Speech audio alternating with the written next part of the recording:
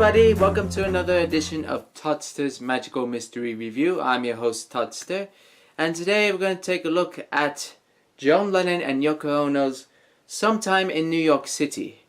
Came out 15th of September 1972 on Apple Records, and I must warn you, this is not going to be a pretty review. That's a little warning. That's all I have to say right now.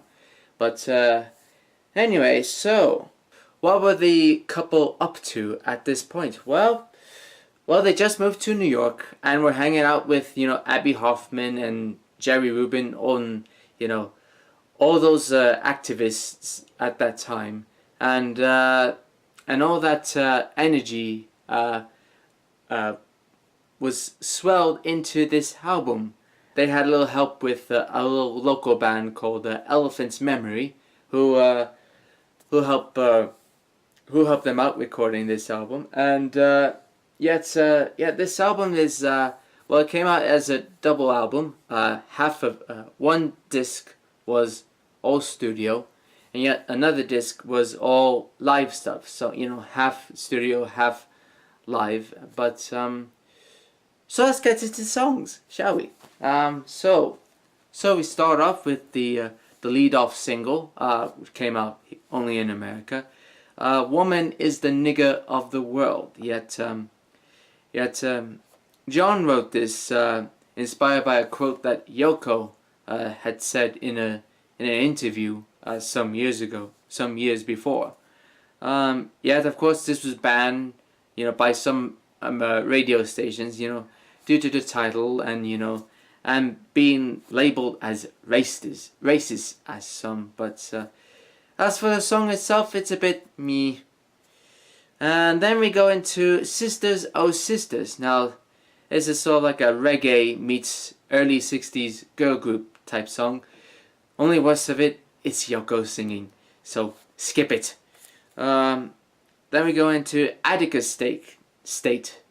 John and Yoko wrote this, about the riots at Atticus State Prison. It's another me. "Born in a Prison," another Yoko song. Skip that as well.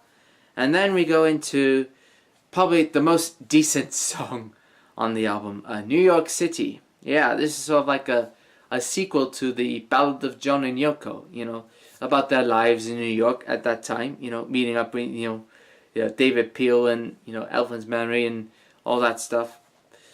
And then we flip the record, go into side 2. "Sunday, Bloody Sunday." Not to be confused with the U2 song, even though I prefer that over this. But anyway, John and Yoko wrote this about the Bloody Sunday incident in Ireland, where some English officers shot and killed some Irish protesters. And it's funny that around that time, Paul, in the meantime, would write a song, also about the Sunday Bloody Sunday incident. Give Ireland back to the Irish. But anyway, as for this song, it's okay, has a groovy feel, except Yoko screams during the chorus and at the end.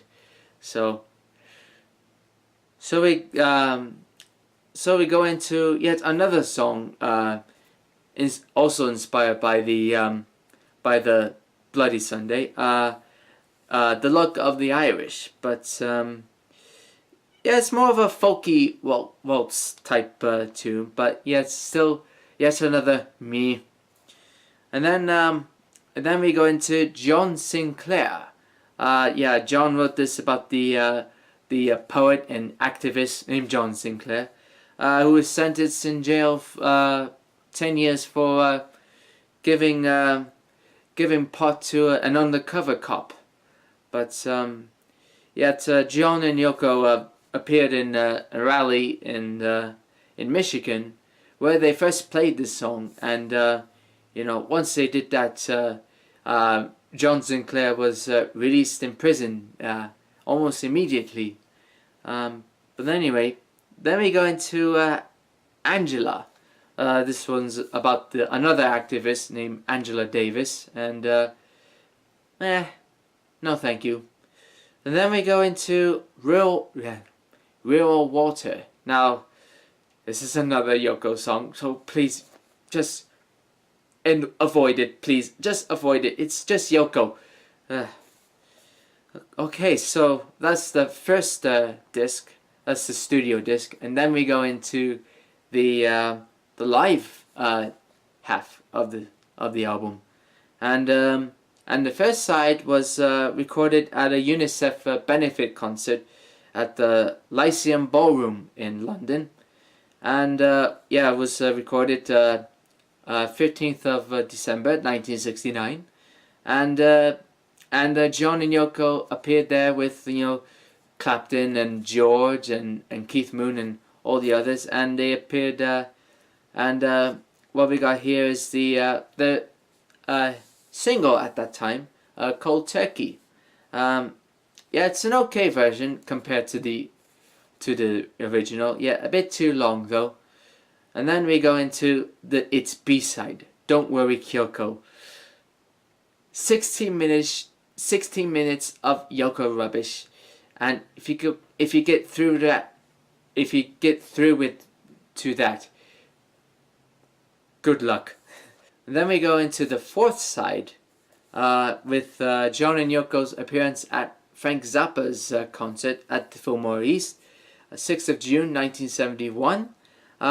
It started off with a Walter Ford song, Well, Baby Please Don't Go, which was a cavern favorite for John. Yet it's okay, but yet Yoko ruins it with her screaming. Ugh. And then we go into a little jam between John and Zappa. Jam rag yet. It'd be alright if only Yoko would shut up. And then it goes into another jam, Scumbag, a little bit better than the last one. And then goes into a little extension called R, with A-U with those two dots above the U. It's a bit of an extension of Scumbag, yet everybody leaves the stage except Yoko, who tortures the audience with some feedback and some screaming. Ugh. Oh. Ugh. But anyway, so that's the album. Thank God. But so what do I think about this album? Well, don't waste your time on this album. Please don't waste your time. I mean, it's so painful to hear, and with except one song, which is New York City, there's not a single great moment on this album. So, as far as ranking, 1 John out of 5. Just 1 bloody John out of 5. So, there you have it. Sometime in New York City by John Lennon and Yoko Ono. So, my name is Toddster. You just watched another magical mystery review, although this one wasn't so magical. But anyway, I'll see you next time. Until then, toodaloo.